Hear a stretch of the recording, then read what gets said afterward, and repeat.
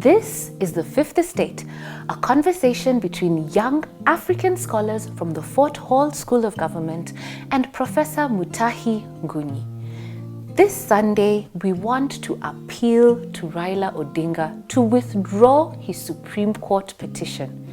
And we have two reasons. One, God has rejected Raila, and he has rejected him 4 times. At least this is what our grandmothers tell us.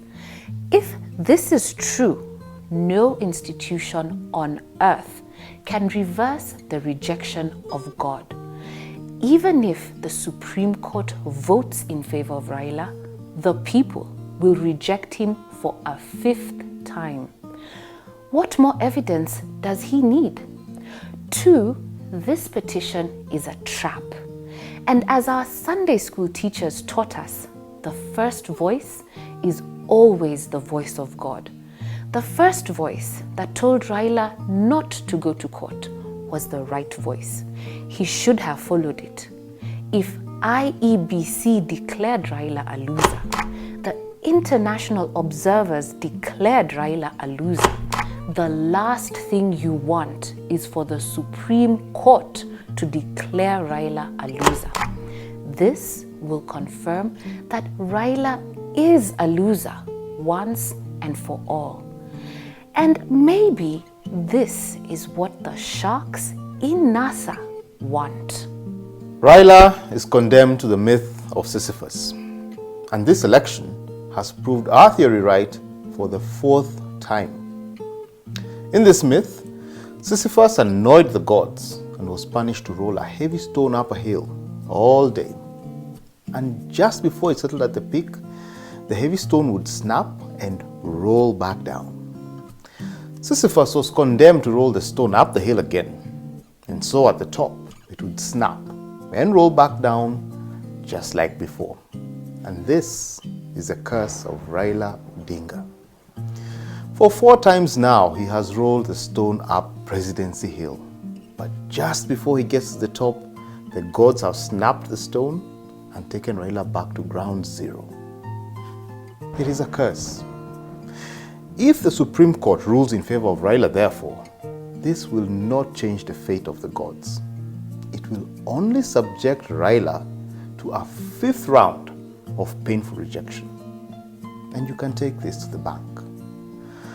Our advice to Raila, therefore, is to groom one of his children the same way Jaramogi groomed him. And if he does not, the NASA sharks will disinherit him and his children after the petition. Now we will flip the argument. Maybe Raila should soldier on to the dead end, whatever that end is. And maybe we should not persuade him otherwise. Maybe he has an appointment with destiny, and destiny is waiting to sort him out. And this is why we should let him be. We say this because a man is not judged by what he starts, he is judged by what he finishes. History will not judge Raila by looking at what he started. History will judge Raila by looking at what he finished. And he cannot finish this race by retreating to Bondo with his tail between his legs like a coward. As Roger Stone taught us, a man is not defeated when he loses. He is only defeated when he quits.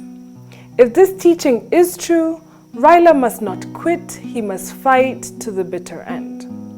However, he must choose his battles. If the Supreme Court allows him to fight for the presidency for the 5th time, he will lose. And this is because the gods have rejected him. His best bet is to defend the ideological dynasty created by his father. Then he will win. If Kenyans have rejected Raila 4 times, then we must conclude that this is the voice of God. We must conclude that God has rejected Raila 4 times. And if this is true, no institution on earth can reverse this rejection. It is over for Raila, in my view. And if the Supreme Court gives Raila victory, we will reject him again for the 5th time. And this rejection will be fatal. It will be final. We must remind Raila that the gods make blind those they wish to destroy. And if he has lost elections 4 times and he remains blind to the patterns, it is because the gods want to destroy him. The long and short of this is simple. It is over for Raila. Anything he does will only lead to his destruction, in my view. And whatever direction the Supreme Court case takes, Raila will be destroyed. But I need to make one more observation here. It is about what Raila calls thieves. In my view, thieves cannot steal from you in the first election, steal from you in the second election, steal from you in the third election, and steal in the fourth election. And if this happens, the thieves are either very clever or you're either very dumb. So in my view, this thief story is not selling. He should kill it. The thieves of elections, that is. As a young law student, I have many questions about the Supreme Court petition, and I will pose them since questions tell us more than answers do. 1. What happens if Uhuru wins in this petition? And the answer is nothing. We will just swear him in on September 12th. Then life will continue as usual. 2. What happens if Raila wins in this petition? And the answer is nothing. He will run for the 5th time and lose. Then he will stop disturbing the country. In sum, the Supreme Court ruling will not change anything. It will not take us forward, it will not take us backwards. It is just there, a waste of national imagination. But I have a final question. Last time I checked, the Raila petition was to be determined by only 4 judges out of 7. If any of the 4 judges vote for Raila or Uhuru, the decision is final. And here is my final question. How can 4 people who are not angels from heaven overturn the will of 45 million people? How can 4 judges who are not even elected have so much power? Is this right? I don't think so.